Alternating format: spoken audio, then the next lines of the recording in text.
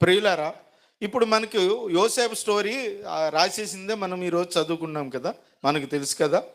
ఇప్పుడు అన్నలు అసూయపడ్డారు, తండ్రి కూడా గద్దించాడు.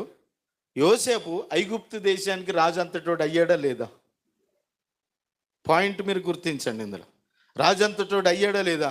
యోసేపు దేవుణ్ణి ప్రేమిస్తున్నాడు, దేవుడు యోసేపుని ప్రేమిస్తున్నాడు.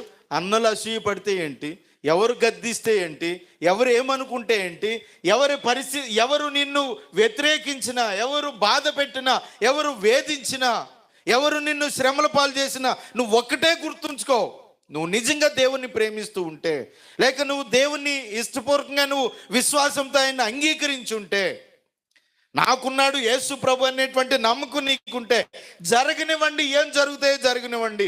ఒకానొక టైం వస్తుంది, ఆ టైం కొరకు నువ్వు వెయిట్ చేయి. ఎంతకాలం అండి యోసేపు ఎంతకాలం వెయిట్ చేయాల్సి వచ్చింది? 13 సంవత్సరాలు.